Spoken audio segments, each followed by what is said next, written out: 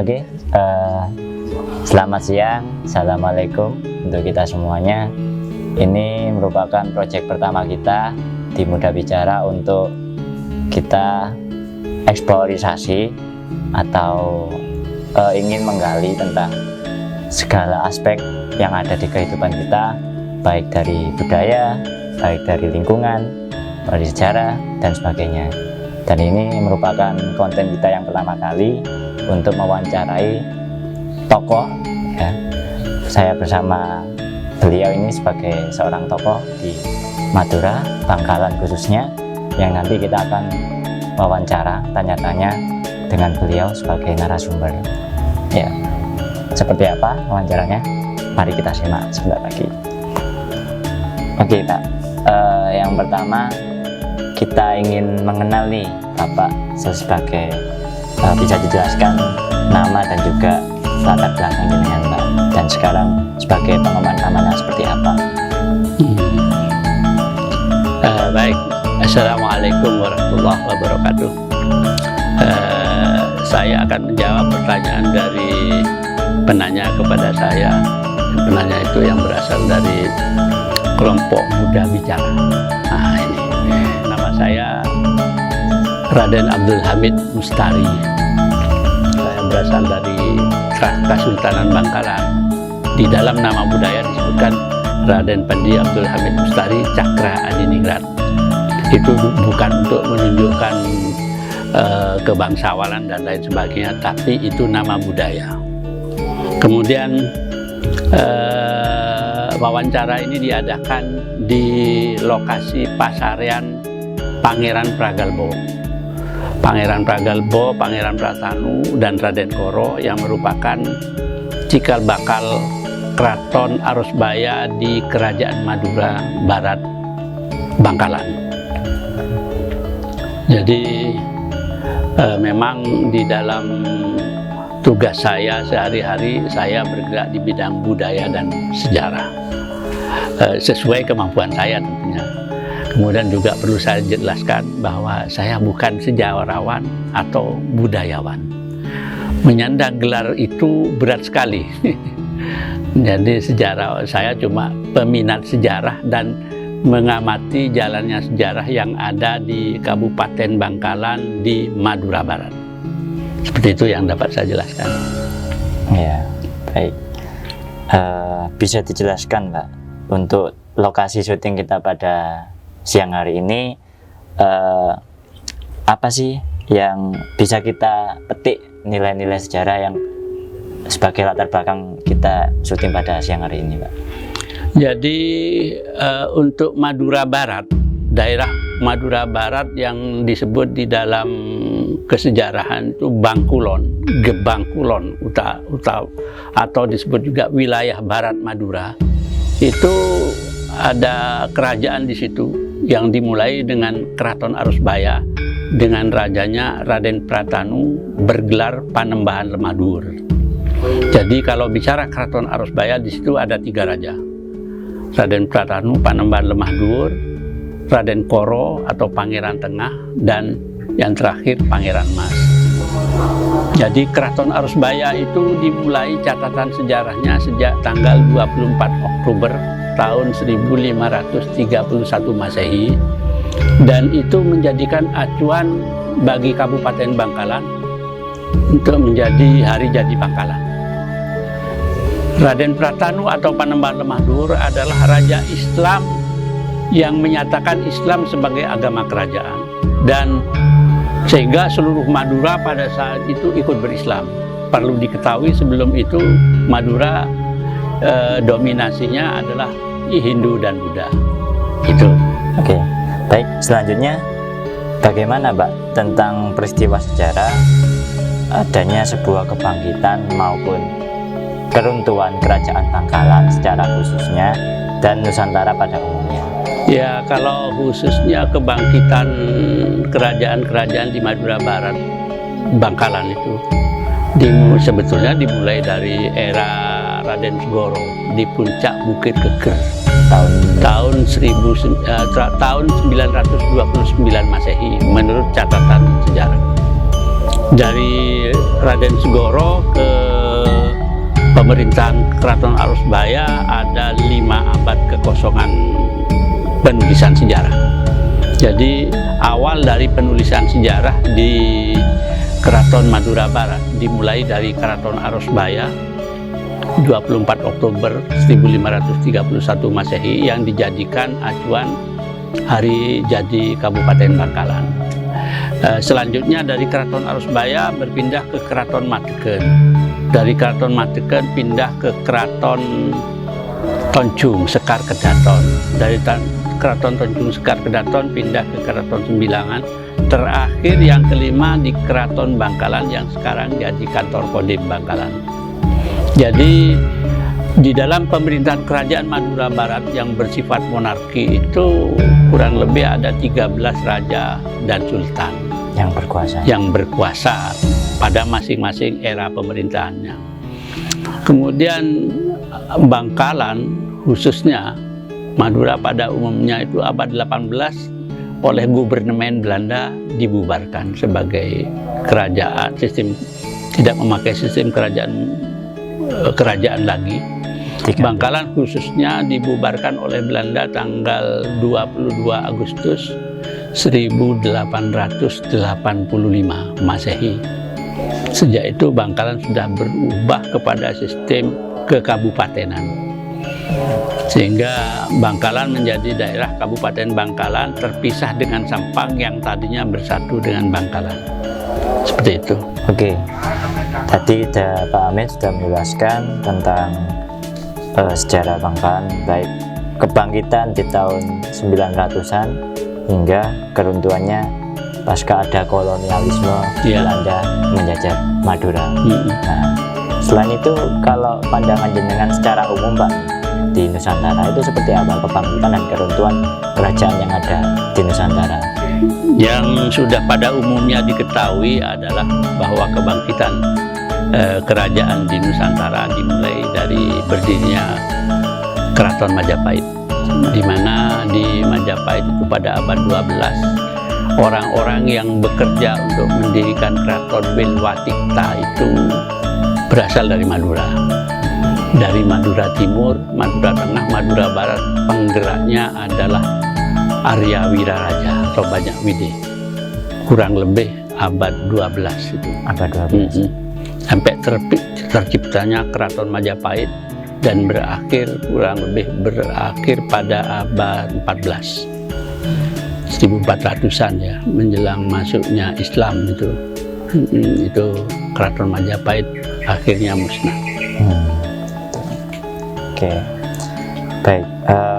Melihat sejarah yang pernah ada tentang sistem monarki ataupun kerajaan-kerajaan yang ada di Nusantara pada umumnya dan Bangkalan pada khususnya.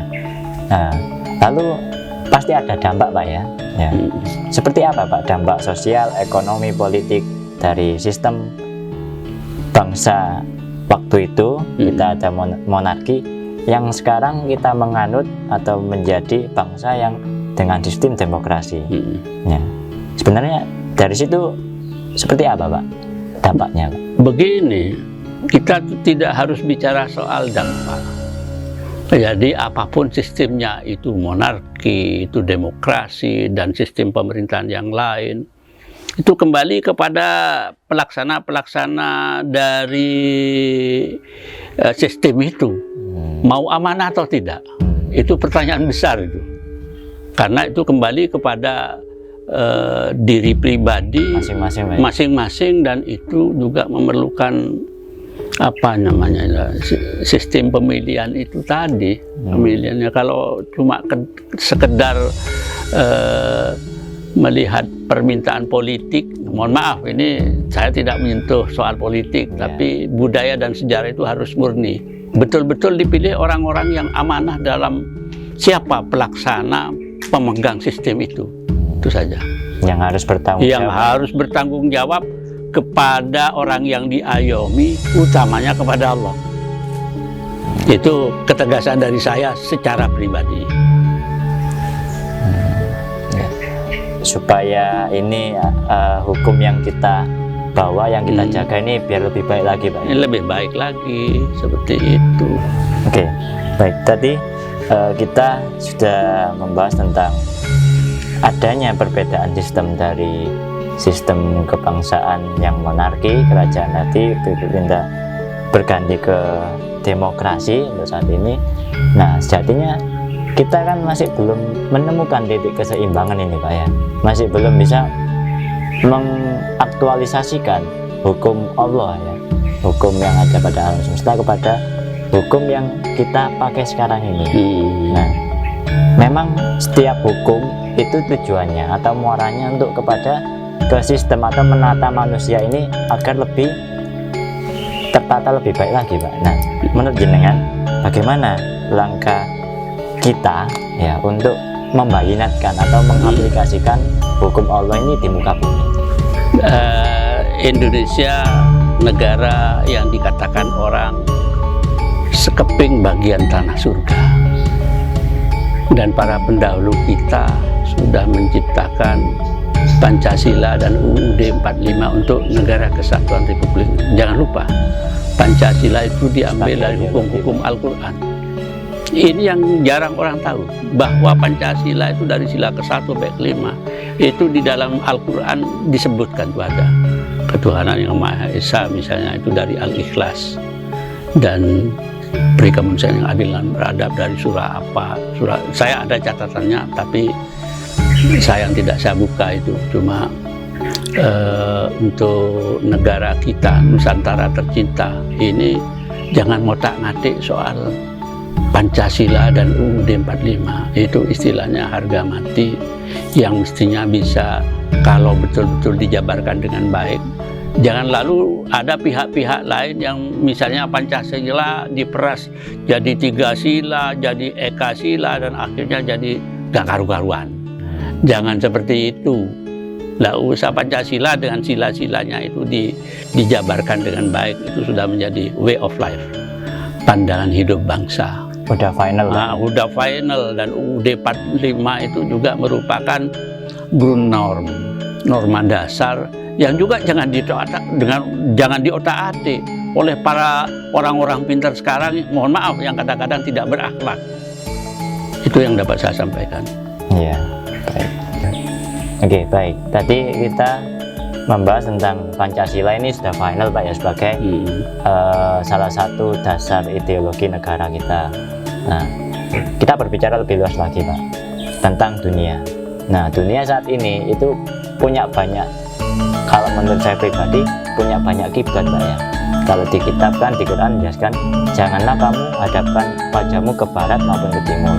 Nah, sedangkan saat ini kondisi dunia itu mempunyai 2 blok kita juga, yang dimana 2 blok ini nggak bisa disatukan, selalu berseteru antara blok barat dan blok timur. Nah, menurut panjenengan, ini bagaimana cara kita kembali ke sistem yang universal yang agar diterima oleh masyarakat dunia sebagai jalan kebenaran jati? Nah, itu seperti apa wujudnya, Pak? Kalau menurut saya pribadi, Allahumma filahu, ayah saya pernah bilang bahwa masyarakat barat dan timur cuma 2 bedanya. Kalau masyarakat barat itu hukum akal yang dipakai, rasio. Tidak sekalipun mereka itu menyentuh hal roso yang ada di dalam sanubari. Kalau kembali kepada uraian Kanjeng Nabi Muhammad, ada segumpal daging di tubuh manusia itu yang kalau itu baik akan baiklah seluruhnya, akalnya, fikirnya, ucapannya, tindakannya. Tapi kalau itu sudah rusak, naudzubillah, semuanya jadi rusak. Itu hukum akal orang-orang barat, pikirannya ya kepada akal saja secara rasio. Tapi orang-orang timur tidak, justru rasa yang di depan, yang menuntun dari rasa ini, dari nurani yang terdalam ini yang menuntun akal. Nah, yaitu terserah kepada orang-orang yang, mohon maaf, yang mungkin menyimak dari uraian ini. Jadi kalau rasa itu baik, dalam istilah agama kita punya akhlak yang baik. Dalam bahasa agamanya akhlakul karimah. Insya Allah akal itu terjaga. Nah, oleh karena itu kalau kita pakai akal saja, jadinya nanti melaksanakan sesuatu, segala hal apa saja jadi akal-akalan. Nah, di situ jangan sampai seperti itu. Rasa juga harus diutamakan. Dan yang memprihatinkan sekarang justru orang-orang Barat sudah mulai menelaah ini. Saya tidak bisa, bukan pesimis ya, bagaimana kalau bangsa kita yang ada di timur kemudian melupakan rasa ini, bahwa rasa ini yang memang harus dirumat dengan baik, dipelihara dengan baik, ya tentunya kembali kepada munajatnya kepada Allah Subhanahu wa Ta'ala. Kembali ke ini Pak ya, orientasi hidup sebenarnya. Orientasi hidup. Ya, jadi dialektikanya memang yang benar harus mengedepankan rasa dulu, baru ke akal. Jangan dibalik. Yang tentunya rasa sendiri itu harus benar-benar murni Pak ya? Murni berdasarkan petunjuk Allah tentunya. Lillahi ta'ala juga. Lillahi ta'ala. Kembali ke tauhid. Kembali ke tauhid. Betul. Oke Pak. Yang sama-sama kita ketahui pastinya dari zaman Muhammad hingga naik ke atas sampai mulai zaman Adam itu pasti menapaki sebuah jalan Pak, yang kita ketahui bersama dengan istilah Shirathul Mustaqim ya, sebuah jalan kebenaran jati, Shirathul Mustaqim tadi. Nah, menurut Bapak, menurut jenengan ini seperti apa Pak wujud Shirathul Mustaqim itu? Lalu bagaimana cara kita untuk menapak tilasi perjalanan para sesepuh kita itu?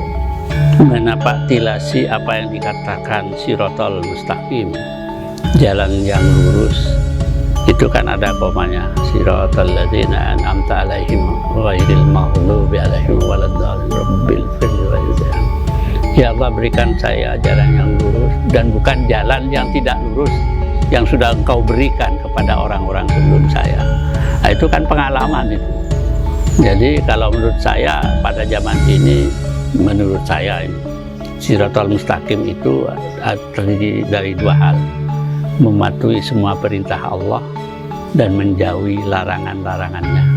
Ya, kita perlu belajar di situ ya tentang hal buruk dan hal yang baik.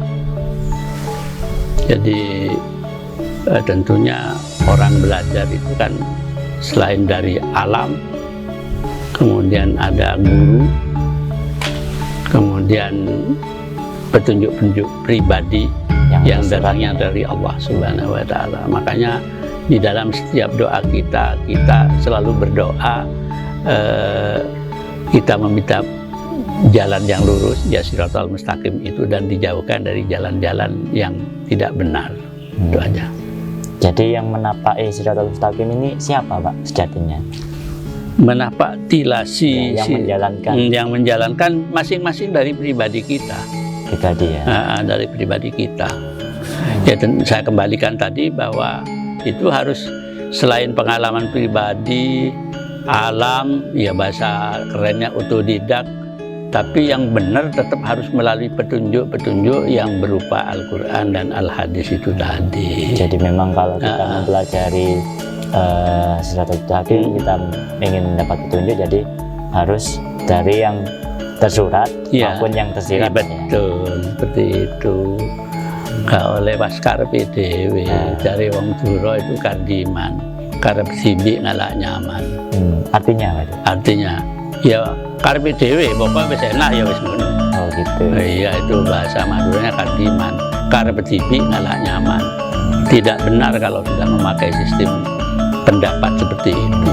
Berarti memang kalau yang saya tahu di Al-An'am 116 itu, janganlah kamu mengikuti kebanyakan orang, karena sesungguhnya itu hanyalah prasangka, ya praduga kita. Ya, baik. Selanjutnya dalam kita menapaki Shirathul Mustaqim Pak ya, kita harus memiliki prinsip tauhid ya dalam sistem itu. Jadi wujud sistem itu yang seperti apa Pak untuk kita bertauhid? Itu contohnya seperti apa menurut panjenengan? Ya, yang saya ketahui, sepengetahuan saya, jadi orang bertauhid itu ada step-step pemahamannya. ya mulai dari menjalankan syariah, kemudian ke tingkat tarikah, hakikat dan makrifat menuju tauhid. Dan itu pun mestinya harus melalui bimbingan seorang mursyid, seorang guru. Maksudnya jangan berjalan sendiri, karena kalau berjalan sendiri ya memang Allah kadang-kadang menunjuk orang hambanya sesuai dengan kehendaknya, tapi rasanya tidak mungkin semua orang mendapatkan petunjuk seperti yang saya katakan. Jadi tetap harus mempunyai seorang guru, Sumber Pak ya. ya sumber pembimbing, sehingga kita tidak salah arah di dalam menapai apa yang sudah ditentukan dalam ketentuan sistem itu, syariat, tarikat, hakikat dan ma'rifatnya. Jadi untuk bertauhidnya tadi Pak, ketuhanan yang Maha Esanya, nah itu wujudnya seperti apa dalam kita menapaki jalan Shirathul Mustaqim ini Pak? Sebetulnya perkataannya mudah, tapi rasanya tidak setiap orang Bisa menjalankan. termasuk saya. Artinya siapa ingin mengenal Allah, kenalilah dirimu sendiri. Yang pertama Pak. Ya, yang pertama ya. Jadi bahkan ada kalamullah yang menyatakan bahwa Allah itu dekat dengan dirimu, bahkan lebih dekat dari urat nadimu. Seperti itu. Tapi dengan apa kita mencarinya kalau tidak ada pembimbing ataupun juga petunjuk? Seperti itu. Oh, kalau golek-golek dewe ya nggak bisa. Ya. Seperti itu. Karena kalau kita bisa klasifikasi Pak ya, kebenaran ada 3 tadi Pak ya. Ada yang subjektif, objektif, sama kebenaran mutlak. Kebenaran mutlak. Kalau menurut panjangan tadi yang sakarepe dhewe. Oh iya. Orang Jawa bilang sakarepe dhewe. Semau-mau gue kan. Iya. Jakarta bilang. Ini secara subjektif. Kalau objektif, ya menurut kebanyakan orang yang tidak berlandaskan firman Allah. Iya. Kalau yang kebenaran mutlak ini udah pasti kan dari Iya. Allah turunnya ya. Ya, dan Allah sudah memberikan jalannya. Nah, Pelajarilah Al-Quran dan Al-Hadis gitu. Jadi Al-Quran itu petunjuk utamanya, sementara hadis itu merupakan petunjuk pelaksanaannya. nah, menurut panjenengan, apakah ini sudah eksis Bu?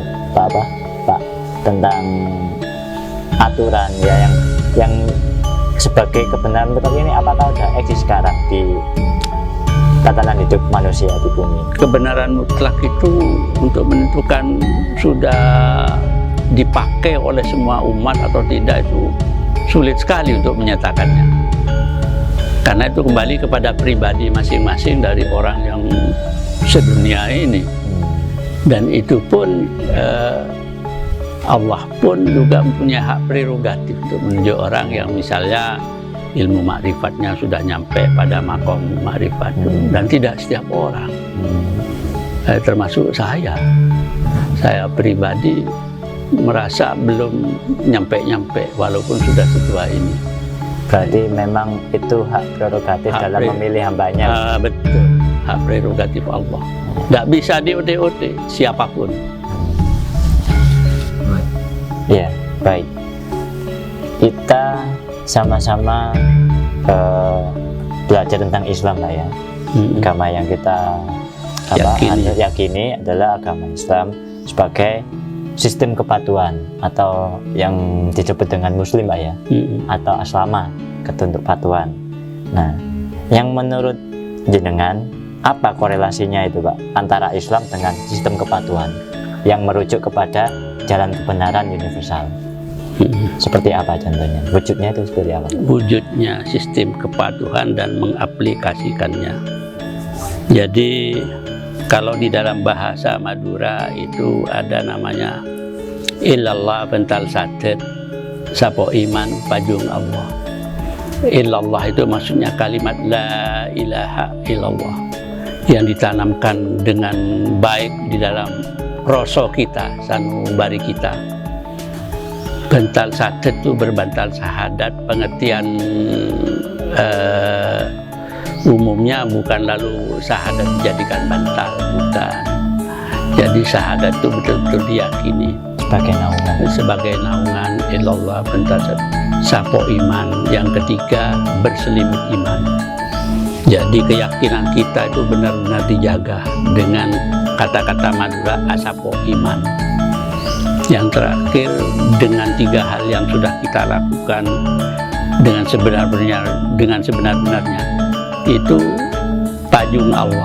Payung Allah itu maksudnya perlindungan Allah itu akan datang kepada kita masing-masing dengan slogan tadi itu, illallah bental sadet sapo iman payung Allah.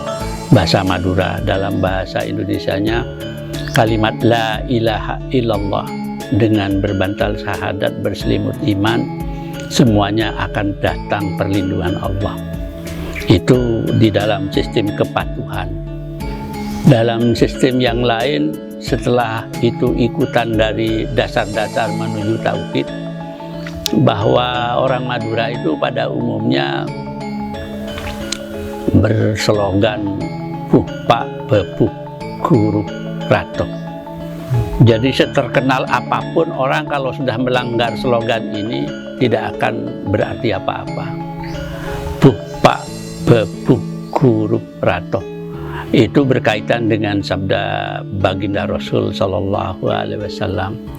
Jadi ketika seorang sahabat sowan kepada Kanjeng Nabi itu bertanya, kepada siapa kami harus menghormati di dalam kehidupan dunia ini, Kanjeng Nabi? Kanjeng Nabi bersabda, kepada ibumu. Itu dilakukan oleh para sahabat, bertanya sampai 3 kali. Kanjeng Nabi pun menjawab dengan ucapan yang sama, kepada ibumu. Dan yang terakhir kepada siapa, Kanjeng? Yang keempat baru kepada bapakmu. Begitu hebatnya slogan itu yang kemudian diaplikasikan dalam bahasa Madura, Pupak Bebuk Guru Ratok. Jadi setelah itu baru kepada bebu. Bebu itu pengertiannya dalam bahasa Indonesia bapak dan ibu mertua, yang juga harus kita hormati. Setelah itu kepada guru yang mendidik kita, baik itu ulama, kiai, atau orang yang memberi petunjuk, itu statusnya sudah guru kita. Dan yang terakhir rato. Rato itu ya kita harus patuh kepada apa yang ada di negeri kita, misalnya RT, RW, lurah, camat, bupati, gubernur, sampai kepada presiden. Sepanjang aturan itu disampaikan dengan benar, diamalkan dengan benar, kita harus tetap. Tapi kalau sebaliknya itu tidak disampaikan, kita punya kewajiban untuk meluruskannya. Seperti itu. Sama seperti tempat kita syuting sekarang, Pak. Ini Raden Prakalbo, Pesarian Raden Prakalbo dengan istilah Islam Onggu, Pangeran Islam Onggu. Pangeran Islam Onggu. Jadi udah tauhid ini, Pak. Benar-benar tunduk patuh. Tunduk patuh. Ya. Betul. Islam Muslim, Aslamah. Aslamah. Kalau di firman Allah kan di Al-Imran 83 kan, maksudnya segala yang di langit dan di bumi semuanya sudah aslama, baik itu pohon, matahari, bulan, bintang, bertasbih kepada Allah. Tinggal kitanya ini, manusianya ini yang bagaimana cara tunduk patuh kita kepada Allah. Yeah. Jadi tetap kepada hak prerogatif Allah, Pak, ya. Jadi tidak semua orang yang menganggap apa yang dia lakukan itu tidak benar, tapi belum tentu benar menurut penilaian Allah. Gitu. Lalu kalau kita sudah bisa dalam tunduk patuh atau Islam secara kafah, secara keseluruhan, kan pasti ini kita harus juga berbicara secara teritori, Pak, ya, secara tempat atau wadah. Kan orang beriman, orang mukmin itu pasti ada tempatnya sendiri. Nah, menurut jenengan itu seperti apa, Pak? Wadahnya itu hanya cukup di satu kota kah, atau satu negara kah, atau seluruh dunia, Pak? Itu kembali kepada salah satu kalimat baldatun thayyibatun wa rabbun ghafur. baldatun thayyibah, Pak. Baldatun. Jadi kalau sudah satu tempat sudah beriman kepada Allah, menjalankan hukum-hukum Allah dengan sebenar-benarnya perlakuan, itu tadi baldatun thayyibatun wa rabbun ghafur, akan menjadi negeri yang selalu mendapat perlindungan Allah dan petunjuknya. Negeri yang damai sejahtera. Negeri yang damai sejahtera, ya. Berarti kalau kita sudah bertemu baldatun thayyibah itu, din al-haq, din al-Islam ini sudah tegak berarti. Sudah tegak. Berarti Insya Allah seperti itu. sudah dirahmati, Pak. Sudah dirahmati Allah. Oke. Dan itu tidak bisa dirubah itu. Sudah benar, sudah adanya seperti itu. Kalau misalnya ada orang yang tidak mau tunduk patuh, Pak, tidak mau menjadi Muslim, bagaimana, Pak? Kembali kepada hak prerogatif Allah. Jadi Allah sudah menentukan, seperti Allah menunjukkan, misalnya orang tidak mau sholat Jumat, ya 3 kali kamu tidak sholat Jumat, ya terserah kamu. Mau jadi apa, mau jadi Nasrani, Islam, ya terserah. Nah, itu prerogatif Allah kepada hambanya. Begitu maha kasih sayangnya Allah.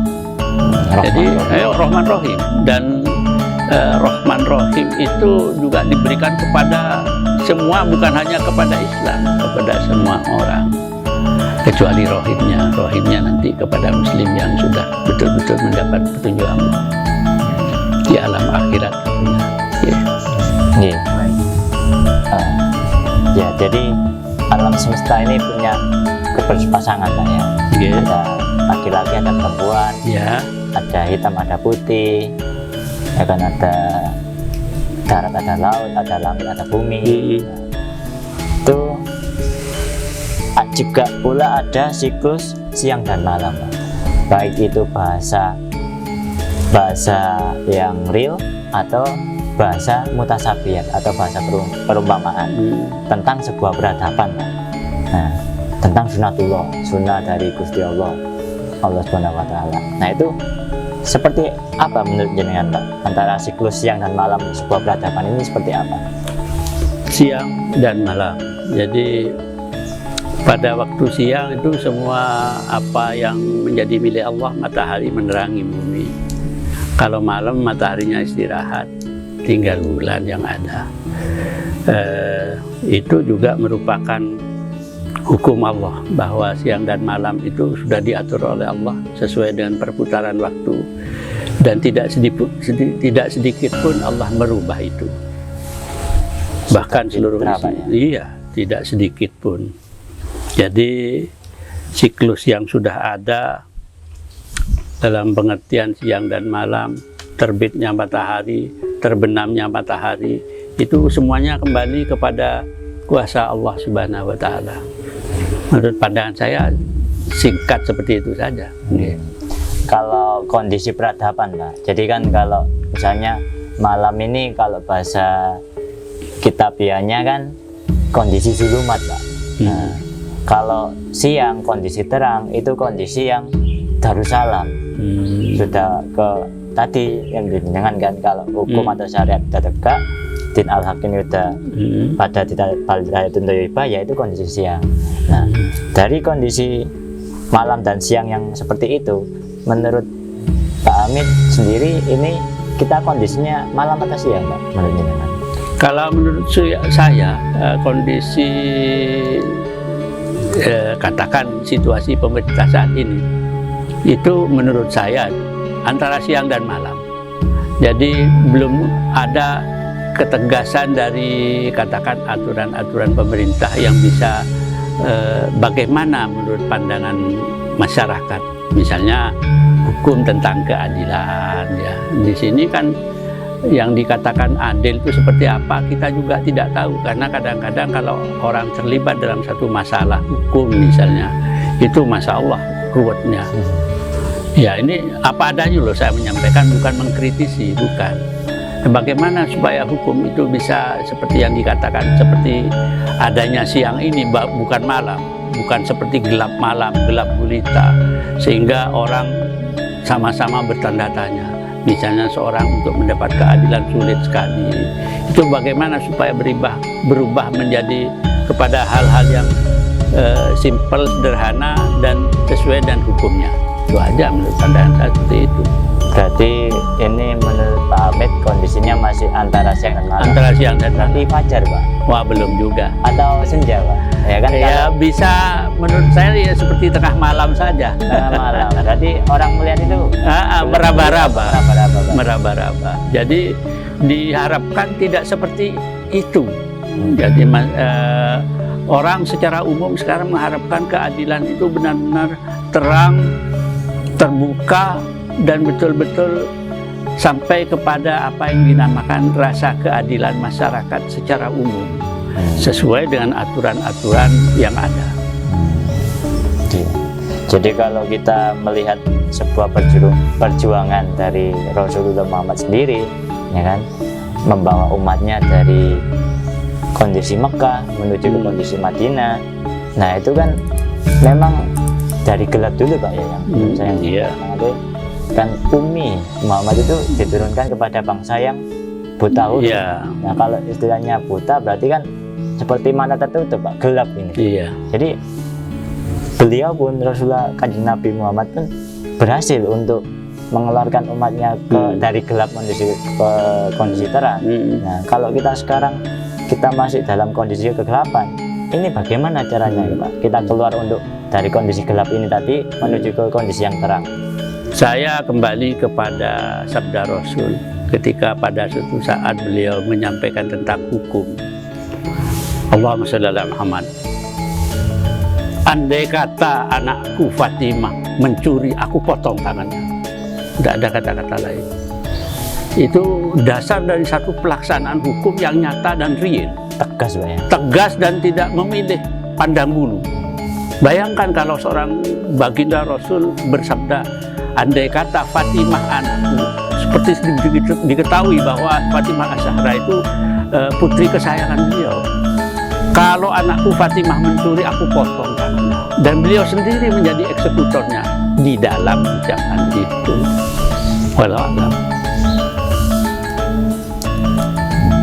Ya. Berarti memang dalam kondisi yang seperti ini antara malam dengan siang, kita harus memaksimalkan akal pikir kita, Pak. Bagaimana cara kondisi itu kalau malam nggak selamanya malam, kalau siang ya ada silih berganti. Betul. Dan itu harus kita yakini. Ya. Jadi kalau kondisi malam ke gelap ke terang itu kan, kalau kita lihat alam semesta kan kondisi fajar, Pak, ya. Fajar. Dari subuh fajar hingga terbitnya matahari dari ufuk timur, berarti kondisi sudah terang.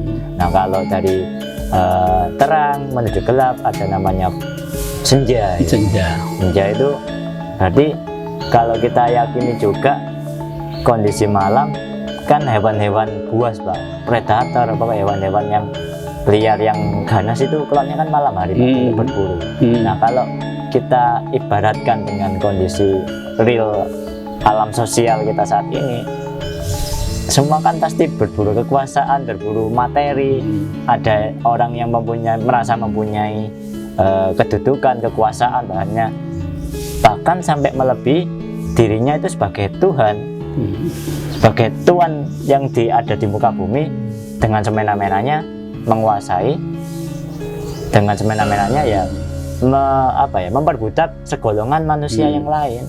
Nah, kalau menurut jenengan ini relevan enggak kalau kita mengatakan bahasanya sekarang ini kondisinya malam? Relevan apa enggak, Pak, menurut jenengan? Ya menurut saya pribadi ya seperti itu keadaannya. Jadi malam. Malam, ya. Malam, menurut saya malam. Jadi orang mengejar kekuasaan dengan mengenyampingkan kepentingan orang banyak itu, saya tidak menyebut orang-orang ya, tapi secara umum seperti itu. Ada, Pak, ya? Ada. Dan bukan tidak ada. Jadi kepentingan orang banyak ini dikorbankan hanya untuk kepentingan nafsunya, golongannya, pribadinya. Ada dan bukan tidak ada. Nah, kapan harus tidak ada? Ya kembali kepada hukum Allah. Karena semuanya akan berjalan kembali kepada hukum Allah sesuai dengan kehendak Allah. Saya yakin fitrah manusia. Fitrah manusia.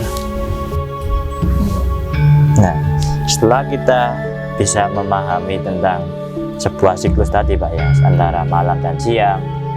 Nah, kita tentunya punya cita-cita, Pak, punya cita-cita bersama.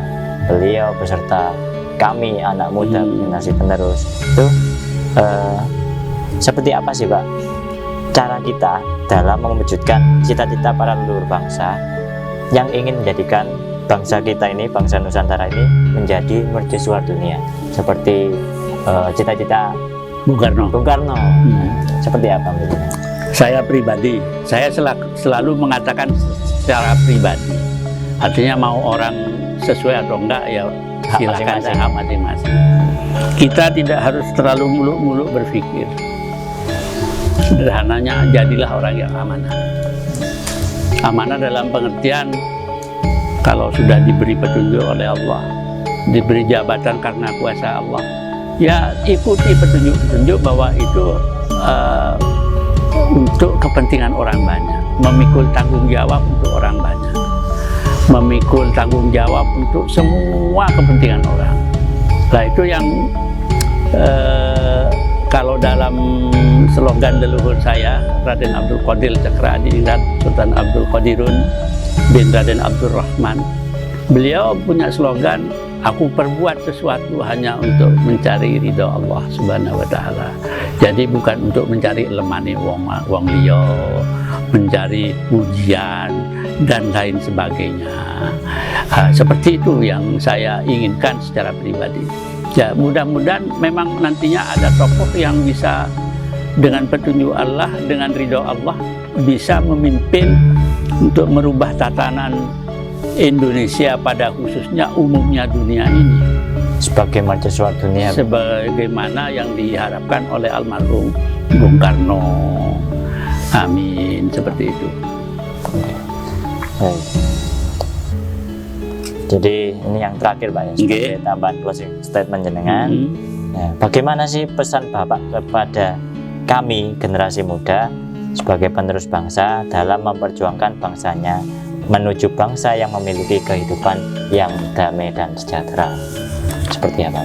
Islam itu rahmatan lil alamin. Betul. Sudah pada tahu pada umumnya bahwa dengan kita berislam, aslama ya kata sampean tadi, patuh dan mematuhi apa yang diperintahkan Allah dan menjauhi larangan-larangannya. Sederhana kok, hanya 2 pesan itu yang harus dilakukan.